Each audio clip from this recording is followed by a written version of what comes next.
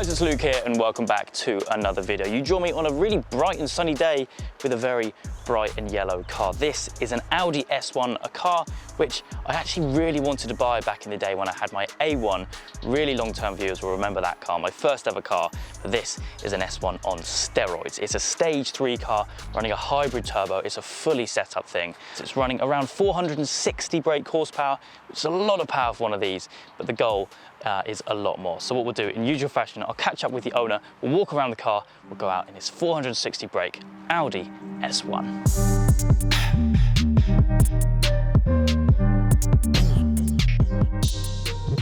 Okay, so we're joined now with Billy, the owner. Mate, thank you so much for coming on the channel today. Been a little while since I've had an S1 on the channel, and this one is, well, yeah, it's a bit of an animal, isn't it, really? Bit of an animal. Yeah, definitely. So like I mentioned in the intro, 460 brake is a lot of power for one of these. Yeah, I've only ever filmed one, and that was very, very quick as it is. But yeah, stage 3 in this, hybrid turbo, a lot of bolt-ons. So if it's all right with you, give us a bit of a walk around. Start with the basics, the obvious things you can see. It's got the E-Venturi intake, the AirTech Pro hose, straight down to the piece of artwork itself, the Garrett Stage 1 Power Max Turbo, APR coil packs, the NGK competition racing plugs, front mount intercooler from AirTech themselves, replacing the crash bar. It's got the VIS high pressure fuel pump internals. Yep. Just for the increase of volume of fuel. Again, the diverter valve, it's all Garrett's own.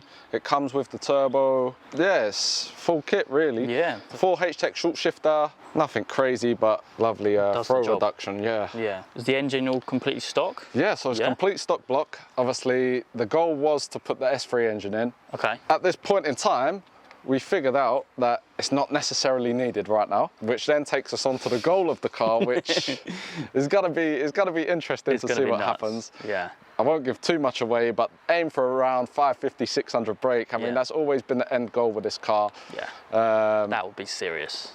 Like, yeah. Because you have the engine already, don't you? Yeah, the engine's there. The engine's there, ready to go. But I guess even though it looks quite a spacious engine bay, the block itself is quite crammed in, especially with the turbo, right? Yeah, I mean, as you can probably see, between the turbo and the aircon pipes, you've got about 5 mil. Yeah. A lot of people will be like, "Oh, why don't you delete the aircon?" This is everyday, daily driven car, sort of kept as stock as possible in the sense of keeping the aircon, also on the outside, sort of keeping it OEM plus. Yeah, it's not giving too much away. Yeah, but no, it's a mental thing, and obviously the work hasn't just been done under the bonnet. Nice set of wheels. What we on 18s, 19s? 18 inch. Yeah. People will slate me for it. Really did want the Ozy, the Ozy Super Legras. Yeah. But unfortunately, they come out saying that they was gonna discontinue making them, which would have made it hard if one buckled, if one cracked, to get a replacement. So we went with as close as possible. A lot of people say I'm trying to copy, but I like these wheels. Suit it. Yeah, they're light. They are due for a refurb because I do want them to match the black vinyl on the back. Okay, So they're due to go black, just haven't got round to it. Yeah. And as you would have seen looking at the wheels, yes, it is still on stock brakes.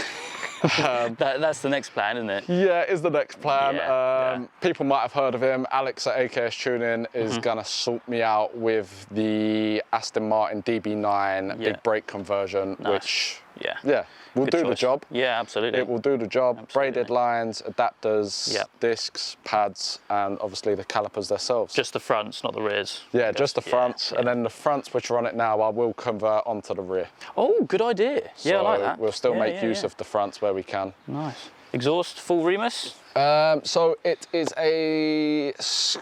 it consists of a Scorpion decat downpipe. Okay, chrome polish tips. Nice. Resonated, cool valved, and back box. Yeah, I mean, I love these cars. Absolutely love them. All right, if that's pretty much everything, I think we'll hop in, get it started up. Sure. Go for a little drive.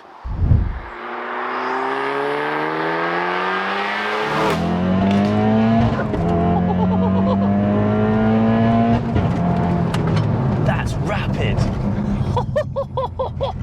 That took me by surprise, that. The camera's gone flying. It just goes, doesn't it? It's quick. Absolutely. It is quick. And this is all still... flew out my fucking pocket. And it is all still very fresh for you as well, right? Yeah. I mean, this turbo's literally just been fitted. Yeah. Like, what, within a week, I think? The turbo, so tuning started a week ago, yeah. Yeah. Tuning started a week ago. Honestly, that's probably one of my first 2.5, 3 gear pulls. And Yeah. it's quick. It is quick. We're both finding out at the same time. Yeah. Like even like, what, 4th gear? It's just... Oh, yeah.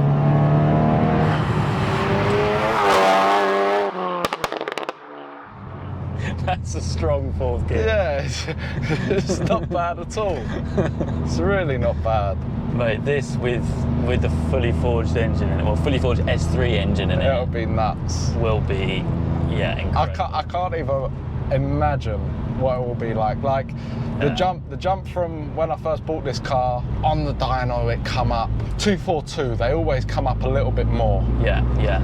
And then So now, it sounds wicked as well. And then coming from, yeah, I think it dyno 242, ordered the intercooler, bought the intake off of a fella that just sold his S1. So Yeah. I got a full Venturi intake for, I think I paid 250 or 300 quid. No! Yeah, I've had a couple of lucky steals with this car. Yeah.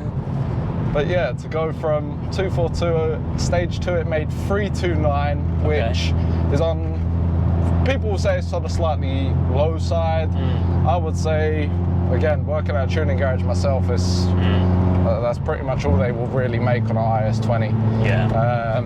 300 and, like I said, 29 horsepower to now 460 is...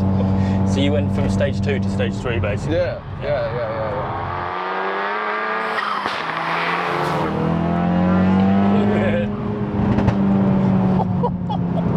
Third gear's the best gear, isn't it? It is so good. But you can even use probably first and second without spinning up either, right? Yeah, to be honest, if we get a clearer road, I'm sure I've got a draggy somewhere. It'd be nice to do some draggy time. That's true. Have you not done any yet? No. No. My 0 to 60 when I was stage 2 was 4.4 seconds. Okay, yeah.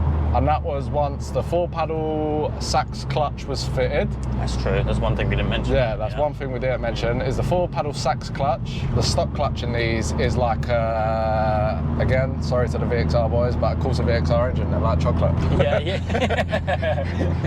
Well, it's the same with the S3 and the Golf R as well, right? Like. Yeah, they don't really take a lot. I've known them go on stock power. Yeah. In an S3. Yeah, unfortunately they do. Even in these, they go on stock power. And I think when we're on stage 2, I think the max people normally recommend is about 460 Newton meters on stock clutch. Stock clutch. Yeah. And again, we run the risk and run, I think, 468. Really? You always have to push it a little bit. Again, it's my first drive as well as yours. Yeah, that's so true. It's crazy.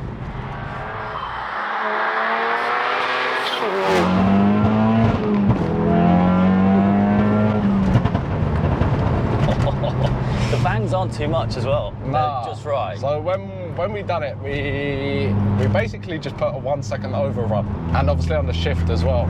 I don't want to be a complete asbo. Yeah, just a little bit. Yeah, a little bit is not bad, but I don't want to be a complete asbo. It's nice to have them on the upshift though, isn't it? Yeah, I do like that a lot.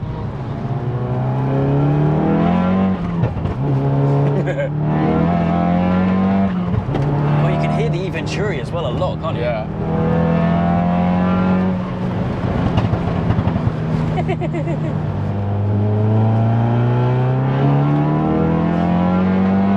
0 lag as well, isn't it? Yeah, I mean, it makes, on the dyno, it made, peak torque was at 2.9. Wow. Like we said earlier, it's not a big turbo. It's on the base of a hybrid, but I thought there was going to be a lot more lag to it. But we actually found on the dyno, because we have fitted one of these turbos to a Golf R, believe it or not. Okay, yeah. And it come in sooner and quicker than the IS38 hybrids that produce roughly about 450. Yeah. But yeah, so it comes in quicker than the hybridized 38, which is nice. Does it redline any more than factory? Like what, up to 7,000 ish? Or is it still 6.5? I think it's 7.2. Okay, yeah.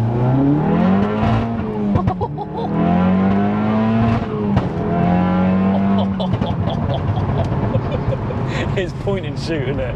It is just, yeah. Point and shoot.